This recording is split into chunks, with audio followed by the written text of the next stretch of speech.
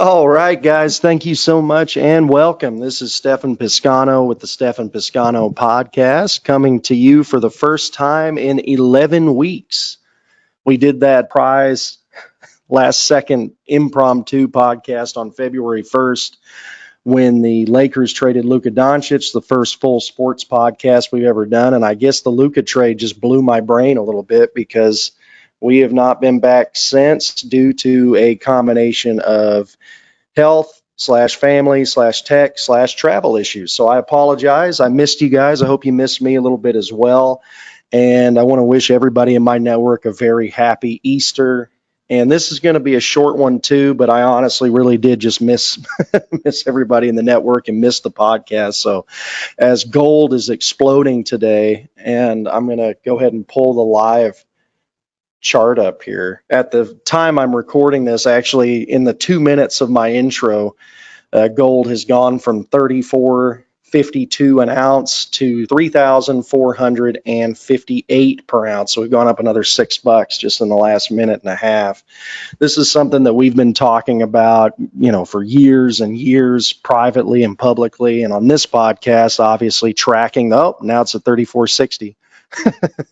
On this podcast, the volatility of gold and rapid inflation has probably been the number one topic we've covered the most. And I got to say, even though we told you our official predictions, both in the first episode of this show going back to October of 2024, and then after the election in November, we projected based on the historical inflation data that if we tracked the same way we tracked historically, using rapid inflation similar to what we saw in 1976 to 1980 during the Jimmy Carter administration going into the Reagan administration, where we saw at that time probably the worst rapid inflation that we've ever seen.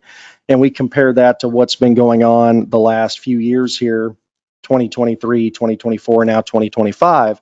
If we use that same statistical model, we projected gold could hit $3,200 an ounce, which obviously it's soared past that. And as of today, it's just every minute it's a new record high, which is shocking even to me. We're flirting with 3,500 an ounce. Nobody really knows how far it's going to go. I'm going to tell you, I really do believe, while this is what we've talked about so much on previous podcasts, that even though historically, go and you look over a 20, a 40, a 60, 100-year period, gold does keep up with inflation and is a nice inflation hedge.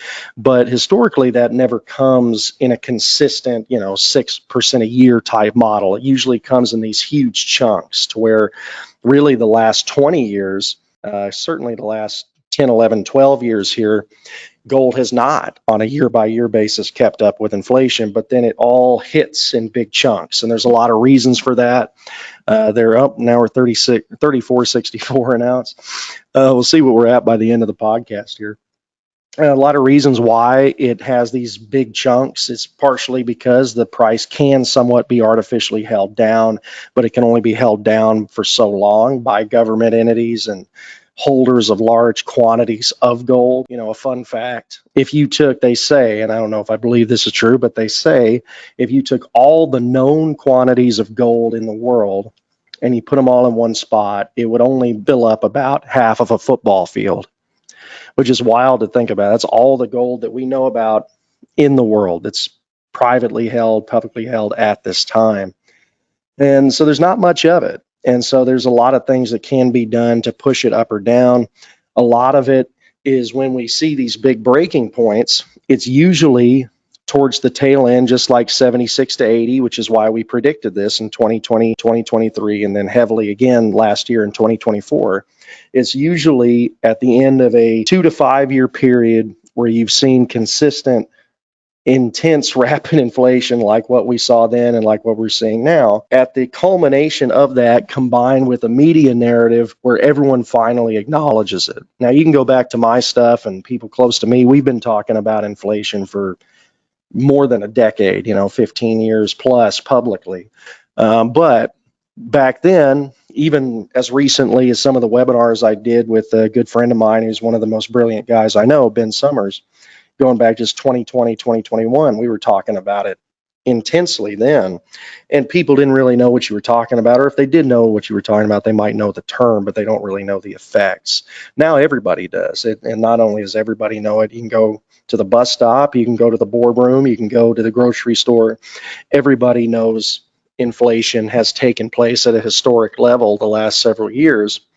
And when that culminates, that narrative culminates with reality, that's what'll a lot of times have these big booms get pushed up. Now, personally, so I do think there's a base level that gold had been held under, because if you look at the numbers going back to even 2012, let's say, after we saw the last boom from '08 to 2011, you go back to 2012, it's really been artificially pressed down for that 10-year stretch from 2012 to say 2021, 2022.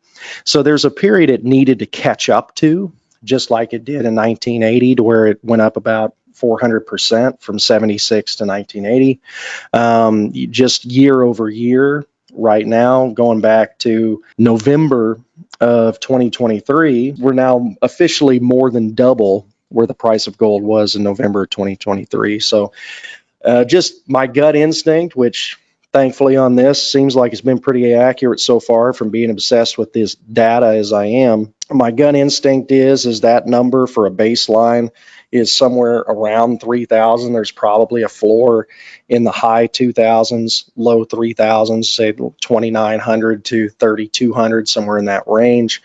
I could see it spiking more and more. I mean, we're up $135 an ounce just today alone. You know, I could see it spiking up a little bit more, 36 to 3,800. And I do think we are going to see a pretty large dip at some point this year in 2025. That's again, my opinion is just as good as yours or anybody else's, but that would be my official guess, educated guess, is that at some point we're going to hit a target where we're going to see a $400 to $600 an ounce drop that'll probably happen pretty quick, over a few month period would be my guess. And when that happens and to what level it drops to, that's anybody's guess. I mean, because like I said, this has outperformed, even though we've been bullish on gold for several years, this has outperformed what I thought it was going to do. So who knows? I could be wrong. Could be at $6,000 an ounce. And you could make a mathematical profile that would support that. So it's exciting to watch. It's really interesting to watch.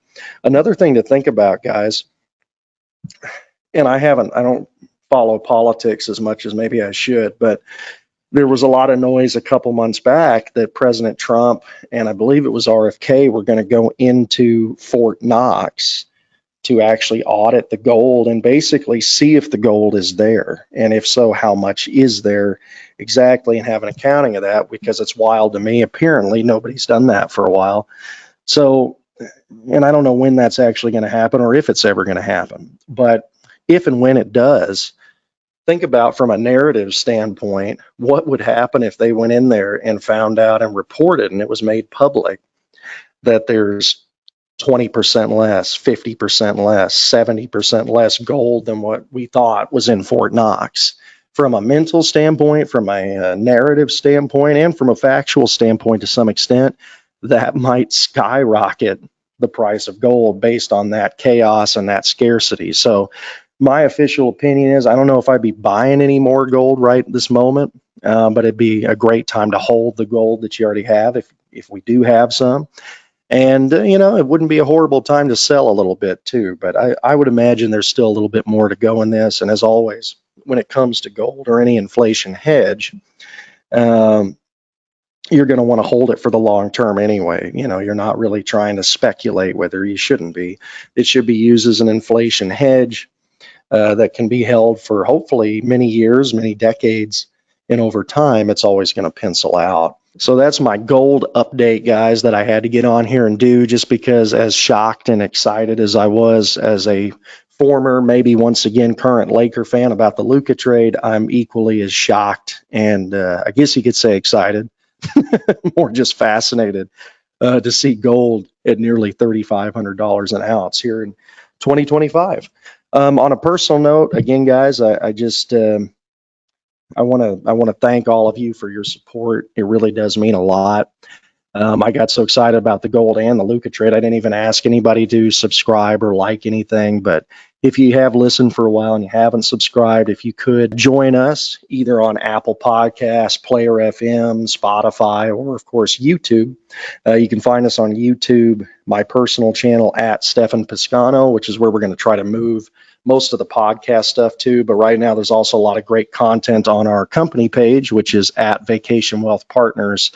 And you can also see a lot of the properties that we invest in and purchase there as well, and some of the strategies we use with buying homes and investment properties with seller financing as well. And so it'd be great to have you as part of our network. If you are already part of your network, but you haven't given us a rating, if you could give us a 5-star rating on Apple and or Spotify, we'd really appreciate it. That really helps the algorithm.